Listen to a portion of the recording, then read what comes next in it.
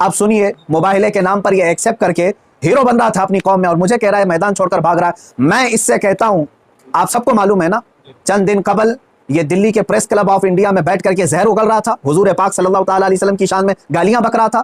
आज इसको याद आ गया ये लोकतांत्रिक देश है। आज ये कह रहा है ये लोकतांत्रिक देश है, मौलाना क्या ऐसी परमिशन यहां मिलती है? तो खबीस के बच्चे, तुझे ये पहले मालूम नहीं था कि इस लोकतांत्रिक देश में किसी धर्म को गाली नहीं देना चाहिए? मलून नाजायज औलाद, तुझे ये नहीं मालूम कि लोकतांत्रिक देश में किसी धर्म को गाली नहीं दी जाती? जब तू देश के सारे संविधान का उल्लंघन करके जहर उगल सकता है, प्रेस क्लब ऑफ इंडिया में तुझे परमिशन दी जा सकती है, तो इस मुबाहिले की परमिशन क्यों नहीं मिलती? ठीक है, तुझे मैदान में नहीं मिलती, प्रेस क्लब ऑफ इंडिया तेरे बाप का है ना, जहां बैठ करके तूने गालियां बकी थी। ए मुसलमानों, अब पानी सर से ऊपर हो चुका है।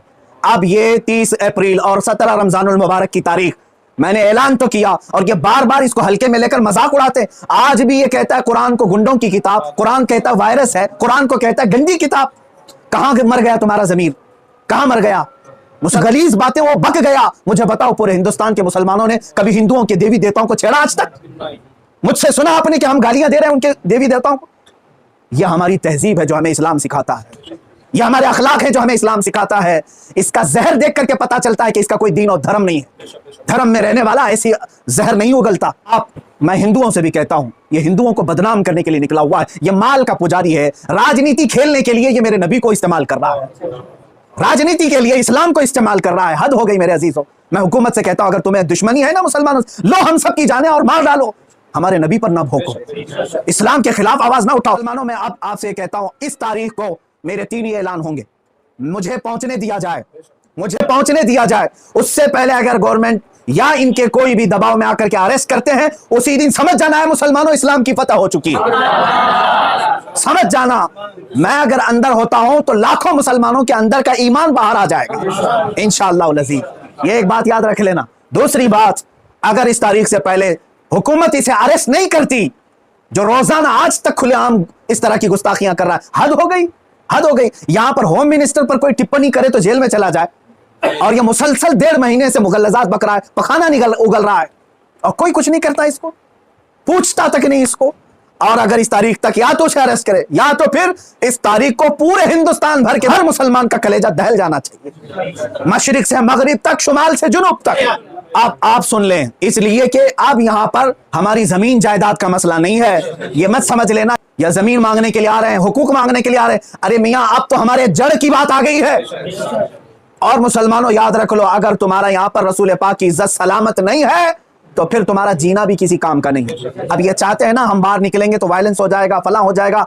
हम ये नहीं चाहते फसाद हो जाए, इसीलिए तो बार बार गुहार लगा रहे हैं हुकूमत को, बार बार कह रहे हैं फसाद की जड़ को अंदर करो, उसे भौंकने से रोको। नहीं सुन रही है। और इससे भी आप समझ जाना है मुसलमानों, हुकूमत की मंशा यही है कि आप ये पूरे हिंदुस्तान में फसाद कराना चाहते हैं, पूरे हिंदुस्तान को जलाना चाहते हैं, वरना ऐसे पाखंडियों को खुलेआम नहीं छोड़ते। ये पूरी की पूरी प्लानिंग के साथ कर रहे हैं। इसलिए मुसलमानों, आज तुम्हारे इम्तिहान का वक्त है, आज तुम्हारे इम्तिहान का वक्त है। आज अगर तुम अपने घरों में चूड़ियां पहन करके बैठे रहे, याद रख लेना, बाद में आने वाली नस्लें तुम्हारे मुंह पर थूकेंगी, तुम्हारे कब्रों पर ईंट पत्थर मारेंगी, इसलिए कि ये नबी का गद्दार है। रसूल पाक पर भोंकने वाले को भी ये पूछ नहीं सका।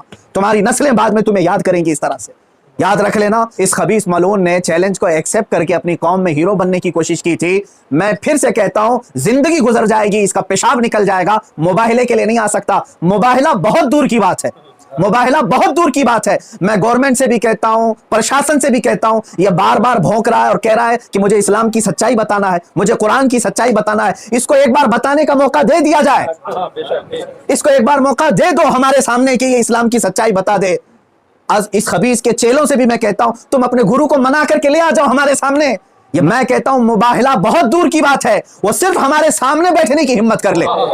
जिस दिन वो सामने बैठे और इस्लाम की सच्चाई बताने की बात करता है, कसम रब्बे जुल जलाल की, कसम रब्बे जुल जलाल की, जितनी बातें उसने मेरे नबी की शान में कही हैं, एक बात वो साबित कर दे, उसी दिन मैं अपनी गर्दन देकर के आ जाऊंगा, इंशाअल्लाह जाएगा। अजीजा ने गिरामी वकार, ये मुबाहिले की बात चलती रहेगी और मेरी ये चुनौती बरकरार रहेगी। वो कहता है मैदान छोड़ करके भाग रहा है, तू क्या समझता है कि तेरे जैसे पाखंडी हैं यहाँ पर? अल्हम्दुलिल्लाह हम हुसैनी हैं, अगरचे आल में ना हो, लेकिन हुसैनी किरदार हमने बचपन से सुना है। अरे हमारी माँ ने हमें गोद में हुसैन आजम के करबला की दास्तानें सुनाई। हम मात नहीं खा सकते, सर कटा सकते हैं, लेकिन सर झुका नहीं सकते इंशाअल्लाह।